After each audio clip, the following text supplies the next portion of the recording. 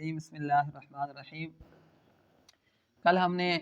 دوسرے سپارے کا خلاصہ بیان کیا تھا، تو آج انشاءاللہ تیسرے سپارے کا مختصر وقت میں ہم خلاصہ بیان کریں گے۔ تیسرے سپارے کی شروع کے اندر اللہ رب العزت ارشاد فرماتا ہے تِلْکَ الرُّسُلُ فَضَّلْنَا بَعْضَهُمْ عَلَىٰ بَعْضٍ، یعنی تیسرے سپارے کے شروع میں اللہ رب العزت نے انبیاء اکرام کے جو درجات ہیں وہ بیان فرمائے کہ اللہ تعالیٰ فرماتا ہے کہ کچھ نے ہمارے ساتھ کلام کیا ہے، کچھ کی ہم نے حضرت جبرائیل علیہ السلام کے ذریعے مدد کی ہے یعنی عیسیٰ علیہ السلام، کچھ کو اللہ رب العزت نے اپنا خلیل بنایا، کچھ کو حبیب بنایا، کچھ کو صفی اللہ بنایا۔ تو یعنی انبیاء اکرام کے جو درجات ہیں تیسرے سپارے کے شروع کے اندر اللہ رب العزت نے ان درجات کا ذکر کیا ہے۔ پھر اس کے بعد تیسرے سپارے کے آگے اللہ رب العزت نے جو دوسرا مضمون وَإِنفاق فی سبیل اللہ کی راہ میں خرچ کرنا، اس کے حوالے سے اللہ رب العزت نے ارشاد فرمایا یا ایھا الذین آمنوا انفقوا مما رزقناکم من قبل ان یاتی یوم لا بیع فیہ ولا خلۃ ولا شفاء۔ اللہ تعالیٰ ارشاد فرماتا ہے اے ایمان والو، اللہ کی راہ میں اپنا مال خرچ کرو اس سے پہلے کہ تم پر وہ دن آ جائے کہ جس دن نہ تو کوئی تجارت نفع دے گی، نہ ہی کوئی خلا نفع دے گا، اور نہ ہی کوئی سفارش کام آئے گی۔ یعنی قیامت والے دن سے پہلے اللہ کی راہ میں مال خرچ کرو تاکہ یہ مال کل قیامت والے دن آپ کو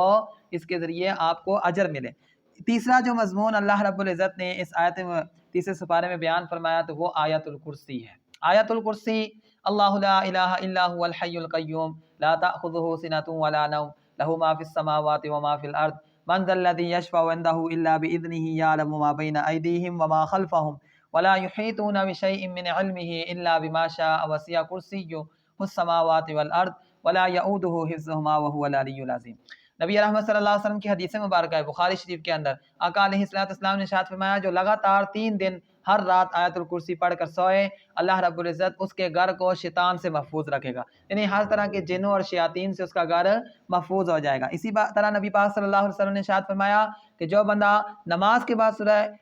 آیت الکرسی کی تلاوت کرے گا تو اللہ پاک اس کو یعنی جنت میں کوئی چیز بھی اس کو جانے سے پھر نہیں روک سکتی۔ اور نبی رحمت صلی اللہ علیہ وسلم کا معمول تھا کہ علیہ السلام صبح شام یہ آیت الکرسی کا ورد کرتے تھے، اور اس کی دیکھو اس کے اندر اللہ رب العزت کی ثنا بیان ہوئی ہے کہ اللہ کے علاوہ کوئی عبادت کے لائق نہیں ہے، وہ حی ہے، وہ قیوم ہے، لا تاخذہ سنۃ، نہ اس کو اونگ آتی ہے نہ اس کو نیند آتی ہے۔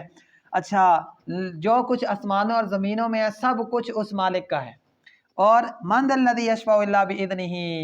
کہ اللہ کے ہاں کوئی بھی سفارش نہیں کر سکتا، ہاں جس کو وہ اجازت دے گا وہی سفارش کرے گا کل قیامت والے دن۔ وَيَعْلَمُ مَا بَيْنَ أَيْدِيهِمْ وَمَا خَلْفَهُمْ، جو اس کے سامنے ہیں وہ بھی اللہ پاک جانتا ہے، اور جو اس سے چھپا ہوا ہے وہ بھی اللہ پاک کا، کوئی چیز چھپی نہیں ہے، ہر چیز کو اللہ رب العزت جانتا ہے۔ وَلَا يُحِيطُونَ بِشَيْءٍ مِّنْ عِلْمِهِ إِلَّا بِمَا شَاءَ، کوئی بھی انسان کوئی بھی چیز اس کے علم کا احاطہ نہیں کر سکتی، اس کا علم جو ہے کوئی بھی چیز اس کا احاطہ وسع کرسیہ السماوات والارض، اور اس کی کرسی جو ہے زمین و آسمان میں سمائی ہوئی ہے، اور زمین و آسمان کی نگہبانی کرنا، اس کی حفاظت کرنا اس کے لیے کوئی مشکل بھی نہیں ہے۔ وہو العلی العظیم، اور وہ علی بلند ہے اور عظیم مرتبے والا ہے۔ تیسرے نمبر کا جو مضمون اللہ رب العزت نے اسی آیت مبارکہ میں اسی سپارے میں بیان فرمایا کہ اسلام میں جبر نہیں ہے، اسلام میں سختی نہیں ہے۔ اب سختی سے مراد یہ نہیں ہے لا اکراہ فی الدین، کہ اسلام میں سختی نہیں، اس سے مراد یہ نہیں ہے کہ بندہ جو احکام آئے ان کو بھی چھوڑ دے، نماز نہ پڑھے، روزہ نہ رکھے، بھائی نماز ہر چیز سختی نہیں ہے، نہ اس سے مراد یہ نہیں ہے۔ اس سے مراد یہ ہے کہ آپ جو چیزیں اللہ رب العزت نے کسی دوسرے بندے پر فرض کی ہیں، آپ کے جو ماتحت ہیں ان پر آپ سختی سے کہیں گے کہ یہ عمل کرو، لیکن جو آپ کے مساوی لوگ ہیں، ساتھ والے لوگ ہیں، ان کو صرف آپ دعوت دے سکتے ہیں، کسی کے اوپر سے آپ ڈنڈا اٹھا کے نہیں پڑھ سکتے کہ جناب جا کے اوپر بیٹھو، جا کے مسجد میں قرآن پڑھو، یا نماز کیوں نہیں پڑھتے، نماز پڑھنا شروع کرو، دعوت دے سکتے ہیں، یہ کہ جبر نہیں کر سکتے۔ ہاں جو آپ کے ماتحت اولاد ہیں آپ اس پر سختی کے ساتھ اس سے عمل کروائیں کہ آپ نماز پڑھیں، یہ ساری چیزیں۔ اور اس کا یہ مطلب بھی نہیں ہے کہ اسلام، اب اس آیت کو کچھ لوگ رہ کے کہتے ہیں اسلام امن کا درس دیتا ہے، ادھر فلسطین میں وہ یہود و نصارہ، وہ گندی قومیں ہمارے مسلمانوں کو شہید کر رہی ہیں، ہمارے یہاں کے مولوی جو ہیں وہ بس یہ بات کریں گے اسلام امن کا درس دیتا ہے۔ نہ، جس وقت اس طرح کی صورتحال آئی تو اس وقت اسلام جہاد کا حکم دیتا ہے، تلوار اٹھانے کا حکم دیتا ہے، تو اس سے مراد یہ بھی نہیں ہے۔ آگے اسی سپارے کے اندر اللہ رب العزت ارشاد فرماتا ہے حضرت ابراہیم علیہ السلام اور مومن نمرود کا جو آپس میں مناظرہ ہوا تھا وہ بھی اللہ رب العزت نے اس میں ذکر فرمایا۔ بہت مزے کا مناظرہ ہے، مختصر میں بیان کرتا ہوں۔ جب مناظرہ ہوا، آمنے سامنے ہوا، تو اللہ رب العزت نے حضرت ابراہیم علیہ السلام نے اس سے کہا کہ تو کیا کر سکتا ہے؟ اس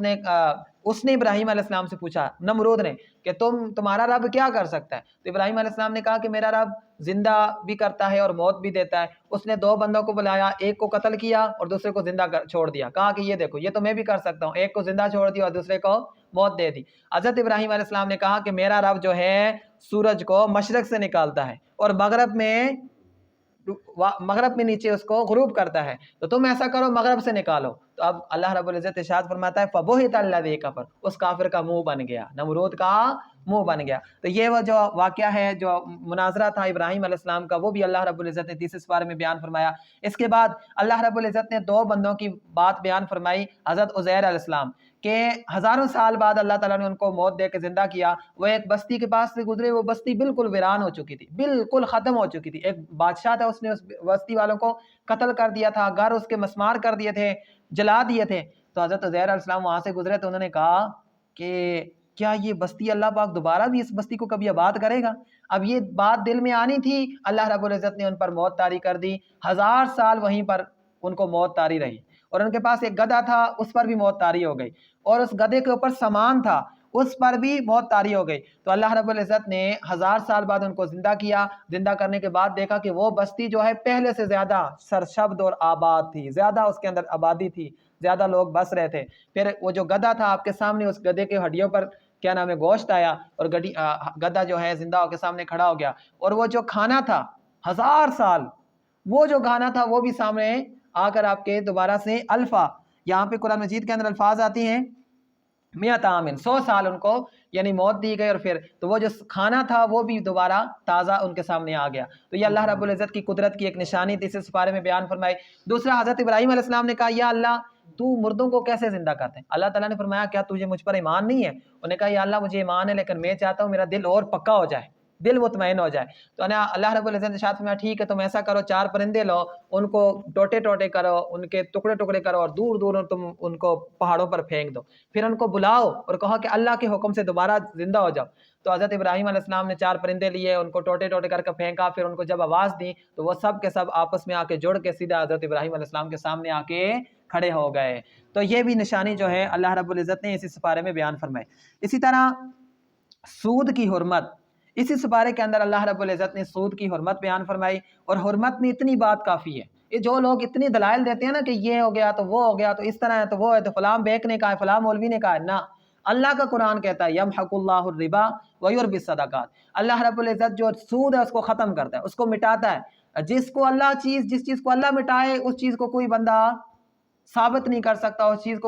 چیز کے اندر کوئی نفع نہیں لے سکتا۔ وَيُرْبِ الصَّدَقَاتِ، اللہ نے فرمایا کہ اللہ پاک جو صدقے ہیں ان کے اندر اللہ پاک نفع عطا فرماتے ہیں، ان کے اندر نفع۔ تو ہر مومن مسلمان کے لیے اتنی دلیل کافی ہے کہ یمحق اللہ الربا، اور اللہ تعالیٰ نے 2 چیزوں کے لیے اعلان جنگ فرمایا۔ ایک، جو اللہ کے ولی سے دشمنی رکھے، من عاد لی ولیا فقد اذنتہ بالحرب، اللہ نے فرمایا جو میرے کسی ولی سے دشمنی رکھے گا اس کے ساتھ میری طرف سے اعلان جنگ، اور دوسرا فرمایا کہ جو سود کھائے گا اس کے ساتھ بھی میری طرف سے اعلان جنگ۔ اور آقا علیہ الصلوۃ والسلام کی حدیث کے حضور نے فرمایا کہ سود کا 1 درہم 1 روپیہ کھانا اتنا سخت گناہ ہے، ایک روایت میں 36 مرتبہ خانہ کعبہ شریف کے اندر اپنی والدہ سے زنا کرنا، اور دوسری روایت میں کہ 40 مرتبہ خانہ کعبہ کے اندر اپنی والدہ سے زنا کرنا، 1 روپیہ کھانے کا اتنا عذاب اور اتنا سخت گناہ ہے۔ تو الغرض سود کی حرمت بھی پورے جو معاملات ہیں، بے کے جو معاملات ہیں، سارے کے سارے اسی بارے میں بیان ہوئے ہیں۔ اسی طرح اللہ رب العزت نے قرض، ادھار اور لین دین کے احکام بھی اسی سپارے میں بیان فرمائے۔ وہ کیا؟ مختصر یہ کہ جب بھی آپ نے قرض دینا ہے یا لینا ہے تو اللہ نے ارشاد فرمایا یا ایھا الذین آمنوا اذا تداینتم بدین فاکتبوہ، کہ جب بھی تم نے کسی کو دین دینا ہے یا لینا ہے، دین مطلب قرض، تو اس کو لکھ لو۔ یہ بھی کیا ہے؟ مسلمانوں کے لیے حکم ہے کہ قرض کے معاملے کو آپس میں لکھ لیا کریں۔ اور دوسری چیز یہاں پہ گروی کے بھی احکام آ گئے ہیں کہ اگر کوئی جناب گروی، آپ جانتے ہیں، آپ نے سنا ہوگا کہ کسی کے پاس کوئی چیز رکھوا دیں، اس کو کوئی بھی اتنا قرض دے دو اور اس کے بدلے میں ضمانتاً میں آپ کے پاس یہ اپنا موٹر سائیکل یا اپنی گاڑی رکھتا ہوں، تو جب میرے پاس پیسے آ جائیں گے تو میں اپنی گاڑی بھی لے لوں گا اور تمہیں پیسے بھی دے دوں گا۔ اس کو کہتے ہیں گروی، فرحان مقبوضہ۔ تو وہ الفاظ اور وہ حکم بھی جو ہیں اللہ رب العزت تیسرے سپارے میں بیان فرمایا۔ اسی طرح سورہ بقرہ کی اختتامی آخری آیات بھی تیسرے سپارے کے اندر آتی ہیں۔ اب یہاں سے سورہ بقرہ ختم ہو جائے گی، آگے سورہ آل عمران شروع ہو جائے گی۔ تو سورہ بقرہ کی جو اختتامی آیات ہیں، اللہ رب العزت نے زمین و آسمان ہر چیز کو پیدا کرنے سے پہلے 2000 سال پہلے ایک کتاب لکھی، اور وہ خاص کتاب تھی۔ جب اللہ رب العزت نے قرآن مجید نازل فرمایا تو اس خاص کتاب کے اندر سے سورہ بقرہ کی آخری 2 آیات نازل فرمائیں، اور ان کی فضیلت اور ان کی عظمت اتنی ہے، اندر رات کو پڑھ کر سوئے تو صبح تک فرشتے اس کے لیے مغفرت کی دعا کرتے ہیں، صبح کو پڑھے تو رات تک اس کے لیے فرشتے مغفرت کی دعا کرتے ہیں۔ للہ ما فی السماوات و ما فی الارض آمن الرسول بما انزل الیہ من ربہ والمؤمنون کل آمن باللہ۔ تو یہ جو ہیں اس کی بڑی فضیلت ہے، یہ بھی بندہ یاد کر لے، اپنا وظیفہ بنا لے، اس کی بڑی فضیلت اور بڑا ثواب ہے۔ اسی طرح اسی سپارے کے اندر اللہ رب العزت نے اسم اعظم، جو اسم اعظم ہے اس کی برکات اور اس کی فضیلتیں، وہ بڑا لمبا لیکچر ہے، لیکن اتنا بتا دوں کہ اسم اعظم کے طور پہ یہ جو آیت مبارکہ ہے، اللہ لا الہ الا هو الحی القیوم، حی القیوم کے بارے میں علماء فرماتے ہیں کہ یہ اسم اعظم میں شمار ہوتے ہیں، ان کا جو بندہ ورد کرے اللہ پاک کو، اس کو بہت ساری عظمتیں اور برکتیں عطا فرماتا ہے۔ اسی طرح اسی سپارے کے اندر اللہ رب العزت نے یہ بتایا کہ متشابہ آیات کو سن کر ایمان والوں کا رویہ کیا ہونا چاہیے، رویہ، یعنی کچھ تھوڑی سی میں آپ کو سمجھانے کی کوشش کروں گا کہ کچھ آیات وہ ہیں جن کے اندر سیدھے سیدھے احکام بیان ہوئے ہیں، اقیم الصلاۃ وآتوا الزکاۃ، نماز قائم کرو، زکوٰۃ ادا کرو، ان کو بولتے ہیں آیات احکام۔ دوسری آیات متشابہات ہیں، یعنی ان کو ہر بندہ سمجھ نہیں سکتا۔ اللہ تعالیٰ نے ارشاد فرمایا کہ وہ آیات مشتبہات کا علم یا تو صرف اللہ کے پاس ہے، والراسخون فی العلم، یا وہ علماء کرام جن کو علم کے اندر پختگی حاصل ہے، وہی علماء کرام ان متشابہ آیات کا علم رکھتے ہیں۔ اللہ رب العزت نے ارشاد فرمایا کہ جن لوگوں کے دلوں کے اندر کھوٹ ہے، وہ ان متشابہ آیات سے اندر سے غلط تعویلیں کر کے غلط مسائل نکالنے کی کوشش کرتے ہیں۔ والذی انزل علیک الکتاب منہ آیات محکمات ہن ام الکتاب، کہ آیات احکام جو ہیں یہ کتاب کی اصل ہیں، قرآن مجید کی اصل آیات احکام ہیں۔ وَأُخْرَى متشابہات، دوسری متشابہات ہے، فَأَمَّا الَّذِينَ فِي قُلُوبِهِمْ زَيْغٌ فَيَتَّبِعُونَ مَا تَشَابَهَ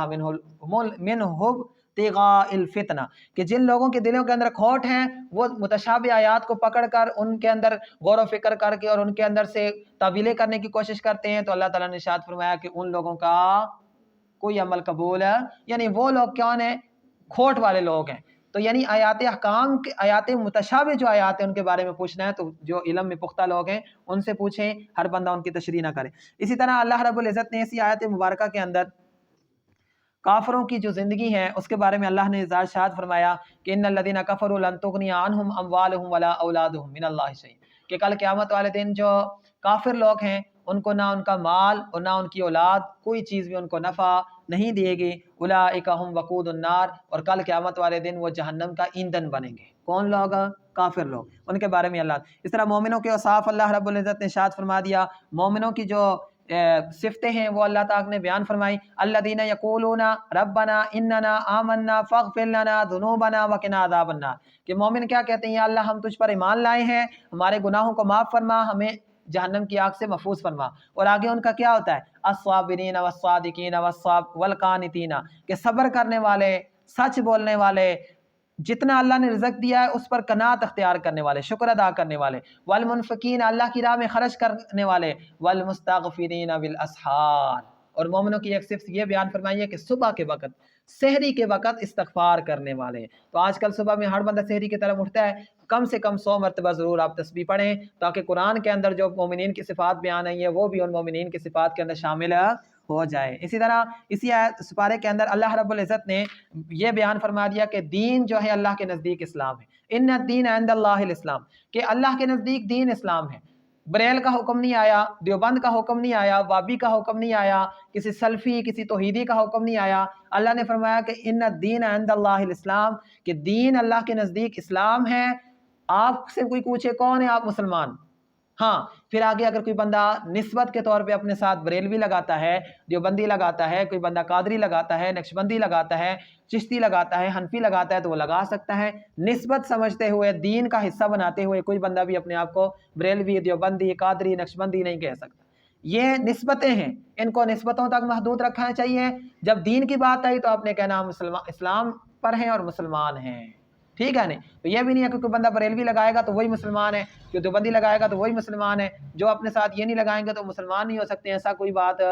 میں اپنے ساتھ نہ دیوبندی نہ بریلوی کچھ نہیں، حنفی لگاتا ہوں، وہ بھی اس وجہ سے امام اعظم ابو حنیفہ رحمۃ اللہ علیہ سے محبت ہے، ان کی نسبت کی وجہ سے اپنے ساتھ حنفی لگاتے ہیں، اور نقشبندی لگاتے ہیں کیونکہ نقشبندی سلسلے کے اندر ہم اپنے مرشدوں کے مرید ہیں۔ تو لہٰذا کہنے کا مطلب یہ ہے کہ دین ہمارا اسلامی ہے، دین ہمارا اسلامی ہے۔ تو دیوبندی اور وہابی اور بریلوی پر بندہ اتنا بڑا کیا نام ہے ضد کرنے کی یا لڑائی ڈالنے کی، یہ اپنے ساتھ بریلوی نہیں لگاتا، یہ مسلمان ہی نہیں ہے۔ اور کچھ لوگوں کا ذہن ایسا بھی ہے، تو ایسا نہیں ہے، کسی نے لگانا ہے تو اچھی بات، نہیں لگانا تو نہ لگائے، مسلمان ہے تو اس کو مسلمان بولو، ان الدین عند اللہ الاسلام، کہ اللہ کے نزدیک دین جو ہے وہ اسلام ہے۔ آگے اسی طرح اللہ رب العزت نے ان لوگوں کے بارے میں ارشاد فرمایا کہ جو انبیاء اور علماء کو قتل کرنے والے ہیں، ان کا جو انجام وہ اللہ نے بیان فرما دیا، اولئک الذین حبطت اعمالهم فی الدنیا والآخرہ وما لهم من ناصرین، کہ جو علماء اور اللہ کے نبیوں کو قتل کرنے والے ہیں ان کے بارے میں اللہ نے فرمایا ان کے سارے اعمال ضائع کر دیے جائیں گے، اور کل قیامت والے دن ان کے کیا نام ہے کوئی بھی مددگار نہیں ہوگا۔ کہ جو علماء کے ساتھ دشمنی رکھنے والے ہیں ان کو قتل کرنے والے ہیں، جو انبیاء کے ساتھ دشمنی رکھنے والے تھے اور ان کو قتل کرنے والے تھے، ان کا کل قیامت والے دن کوئی مددگار نہیں، ان کے سارے اعمال اللہ رب العزت نے ضائع فرما دینے۔ اسی طرح اللہ رب العزت نے یہ بھی تیسرے سپارے کے اندر بیان فرما دیا، اللہ جسے چاہے حکومت دے اور جسے چاہے چھین لے، جسے چاہے عزت دے اور جسے چاہے ذلیل کرے۔ اللہ رب العزت نے ارشاد فرمایا قل اللہم مالک الملک، ملکوں کا بادشاہ اللہ ہے، تو تل ملک من تشاء، جسے چاہتا ہے بادشاہ عطا فرماتا ہے، وَتُنزِعُ الْمُلْكَ مِمَّن تَشَاءُ، اور جس سے چاہتا ہے بادشاہ چھین لیتا ہے۔ پھر اسی طرح وَتُعِزُّ مَن تَشَاءُ وَتُذِلُّ مَن تَشَاءُ، جس کو چاہتا ہے عزت دیتا ہے، جس کو چاہتا ہے ذلیل کرتا ہے، بِیَدِکَ الْخَیْرُ، ساری کی ساری خیر اس کے ہاتھ میں، اِنَّکَ عَلیٰ کُلِّ شَیْءٍ قدیر، کہ ہر چیز پر وہ قادر ہے۔ یہاں پہ ایک چھوٹی سی بات، اگر مریم نواز ہماری ابھی حکومت میں آ گئی ہے تو ہم کیا کہیں گے؟ نہ، اس سے مراد یہ حکومت نہیں ہے، ان کو یہ جو عزت ہے یہ عزت وہ ادھر نہیں، اس پر پوری الگ تفصیل ہے، پوری بحث ہے، انشاءاللہ پھر کبھی آپ کو سناؤں گا۔ تو یہ جو ہمارے چور اوپر آ کے ابھی بیٹھ گئے ہیں، یہ وہ بادشاہت نہیں ہے، یہ جو بادشاہت ہے اس کا اور ہی حکم ہے۔ اللہ رب العزت نے اس بادشاہت کی علماء نے پوری تفسیر اور ساری باتیں، اب بندے کے ذہن میں آتا ہے نا کہ اگر ان کو بادشاہت ملی ہے تو اللہ نے دی ہے، ہم کہہ سکتے ہیں، لیکن اس کے اندر بھی، اور جس طرح کہ اب کوئی بندہ، چھوٹی سی مثال، جب حضرت امام حسین رضی اللہ تعالیٰ عنہ کے مقابلے میں کون تھا؟ یزید، بادشاہ وہ تھا، اور امام حسین رضی اللہ تعالیٰ عنہ ادھر تھے، تو زیادہ مقام کس کا ہوا، مرتبہ کس کا تھا اللہ کے نزدیک؟ امام حسین رضی اللہ تعالیٰ عنہ۔ تو یعنی اس طرح کی بہت ساری مثالیں آپ کے سامنے۔ نمرود بادشاہ تھا، ابراہیم علیہ السلام، عزت کس کی تھی؟ ابراہیم علیہ السلام کی، ابھی تک عزت ابراہیم علیہ السلام۔ تو لہٰذا اسی طرح اللہ رب العزت نے آگے اسی سپارے کے اندر ارشاد فرمایا کافروں کو دوست نہیں بنانا چاہیے، کہ اللہ رب العزت نے ارشاد فرمایا کہ لا يتخذ المؤمنین الکافرین مؤمنون الکافرین اولیاء من دون المؤمنین، کہ کافروں کو کبھی بھی اپنا دشمن نہ بناؤ۔ اور پیچھے کل ہم نے اس بارے میں پڑھا تھا کہ آپ جتنا بھی چاہو، جتنی بھی کوشش کرو، یہ آپ کے دوست نہیں بن سکتے، تب بھی بن سکتے ہیں جب آپ اپنا دین چھوڑ کے ان کی دین میں داخل ہو جاؤ۔ اس کے علاوہ یہ شروع سے لے کر قیامت تک تمہارے دشمن ہی رہیں گے، کبھی تمہارے دوست اور تمہارے سکے نہیں بن سکتے۔ اسی طرح اب جس طرح ہم کہتے ہیں نا چین ہمارا دوست ہے، فلاں دوست ہے، فلاں دوست ہے، یہ تجارتی معاملات تک ٹھیک ہیں، لیکن یہ ہمارے جو مشرک قوم ہے ہماری دوست، یہ ہمارا فیصلہ نہیں ہے، قرآن کا فیصلہ ہے۔ اسی طرح آگے جو ہے اللہ رب العزت نے ارشاد فرما دیا اتباع رسول صلی اللہ علیہ وسلم کا حکم، کے کہہ دو کہ اے محبوب کریم اعلان فرما دو ان کنتم تحبون اللہ فاتبعونی یحببکم اللہ، کوئی اللہ تعالیٰ سے محبت کرنا چاہتا ہے، اللہ کا محبوب بننا چاہتا ہے، تو اس کو چاہیے کہ وہ رسول اللہ صلی اللہ علیہ وسلم کی پیروی کرے، حضور کو چھوڑ کے کوئی بھی اللہ کا محبوب نہیں بن سکتا۔ اسی طرح اسی آیت سپارے کے اندر سورہ مریم علیہ السلام کی پیدائش کا ذکر ہے، ابراہیم علیہ السلام کی پیدائش کا ذکر بھی اسی سپارے کے اندر ہے، اور آپ کی بعثت کا ذکر بھی ہے۔ جب آپ پیدا ہوئے تو آپ بغیر باپ کے پیدا ہوئے، لوگوں نے اعتراض کرنا شروع کر دیا، اللہ رب العزت نے کے حکم سے حضرت عیسیٰ علیہ السلام چھوٹے سے تھے، اسی وقت فرما دیا کہ میں اللہ کا نبی ہوں اور میں اللہ کا بندہ ہوں۔ تو یہ ذکر بھی اسی سپارے کے اندر ہے۔ اس طرح عیسائیوں کو اتحاد کی جو ہے اللہ رب العزت نے دعوت دی کہ تم جھگڑا کرتے ہو، کہ بھائی اب عیسائیوں نے نا طرح طرح کے ان کے اعتراضات تھے، تو اللہ رب العزت نے ان کو فرمایا کہ آ جاؤ، تم لوگ ابراہیم علیہ السلام کے بارے میں جھگڑا کرتے ہو، تورات کے بارے میں، انجیل کے بارے میں تم یہ کہتے ہو، تو اللہ رب العزت نے ارشاد فرمایا ابراہیم علیہ السلام نہ یہودی تھے نہ عیسائی تھے، ولیکن کان حنیفا مسلما، وہ سیدھے سچے مسلمان تھے، ٹھیک ہے نہیں، وما کان من المشرکین، اور وہ مشرکین میں سے تو مومنین میں سے اللہ تعالیٰ نے ارشاد فرمایا کہ ابراہیم علیہ السلام کے قریبی وہ لوگ ہیں جو نبی پاک صلی اللہ علیہ وسلم ایمان لائیں گے اور حضور کے طریقے پر عمل کریں گے، وہ ابراہیم علیہ السلام کے قریبی ہیں، ہر بندہ ان کا قریبی بھی نہیں ہو سکتا۔ اسی طرح یہود کا مسلمانوں کو ورگلانے کا جو ایک طریقہ تھا وہ بھی اللہ نے بیان فرما دیا کہ انہوں نے کیا کہا کہ آپس میں بیٹھ کے کہنے لگے تم ایسا کرو نا، صحابہ کرام کے سامنے صبح صبح جا کر جو حضور بات بیان کرے اس پر ایمان لے آؤ، شام کے وقت آ کے اس پر کمیاں نکال کے کہو نا نا نا یہ باتیں ٹھیک نہیں ہیں، اس سے واپس پھر جاؤ، تاکہ مسلمان بھی دیکھ کر اس سے واپس پھر جائیں۔ اللہ تعالیٰ نے فرمایا کہ تمہیں ان کی باتوں میں آنے کی ضرورت نہیں ہے، تمہیں جو اللہ نے حکم دیا اس پر عمل کرو، رسول اللہ صلی اللہ علیہ وسلم نے جو حکم دیا اس پر عمل کرو، ان کی اس سازش میں آنے کی ضرورت ہے۔ تو یہودیوں نے یہ سازش بھی اس وقت کی تھی۔ اسی طرح یہود کی جو قرآن مجید کے اندر تحریف ہے، انہوں نے جو تحریفیں کی ہیں اپنی کتابوں کے اندر، وہ بھی اللہ رب العزت نے اس سپارے کے آخر میں بیان فرمائی ہیں۔ اور انبیاء کی جو حقیقی دعوت تھی وہ بھی بیان فرما دی کہ انبیاء صرف اور صرف اللہ، حضرت ابراہیم علیہ السلام، اسحاق علیہ السلام اور اس دین کی طرف بلاتے تھے، اس کے علاوہ کوئی اور دین نہیں کی طرف بلاتے تھے۔ اس طرح رسول اللہ صلی اللہ علیہ وسلم کی نبوت کے بارے میں جو انبیاء سے اللہ نے وعدہ دیا تھا کہ جب تمہاری نبوت اور رسالت تمہارے پاس ہو اور اسی وقت نبی رحمت صلی اللہ علیہ وسلم تمہارے پاس آ جائیں تو تم نے ان پر ایمان بھی لانا ہے، ان کی مدد بھی کرنی ہے اور ان کی رسالت کا اقرار بھی کرنا ہے۔ وہ جو ہیں وہ اللہ رب العزت نے تیسرے سپارے میں بیان فرمایا ہے۔ اور ایک بات اللہ رب العزت نے تیسرے سپارے میں یہ بھی بیان فرمائی کہ ان الذین کفروا وماتوا وهم کفار، یہ اللہ کا شکر ادا کرو کہ اللہ نے ہمیں ایمان والا بنایا ہے۔ تو اللہ رب العزت نے ارشاد فرمایا کہ کل قیامت والے دن کافروں سے کوئی فدیہ، کوئی چیز، کوئی سفارش ان کی قبول نہیں کی جائے گی، بلکہ یہاں پر الفاظ ہیں فَلَن يُقْبَلَ مِنْ أَحَدِهِمْ مِلْءُ الْأَرْضِ ذَهَبًا وَلَوِ افْتَدَىٰ بِهِ أُولَٰئِكَ لَهُمْ عَذَابٌ أَلِيمٌ وَمَا لَهُم مِّن نَّاصِرِينَ کہ کل قیامت والے دن اگر کوئی کافر اللہ رب العزت کو اپنی جان چھڑانے کے لیے پوری دنیا بری ہوئی سونے کی دے گا، تب بھی وہ اللہ پاک قبول نہیں فرمائے گا، ان کے لیے دردناک عذاب ہوگا اور ان کا کوئی مددگار بھی نہیں ہوگا۔ اللہ پاک ہمیں عمل کی توفیق عطا فرمائے۔ وما علینا الا البلاغ۔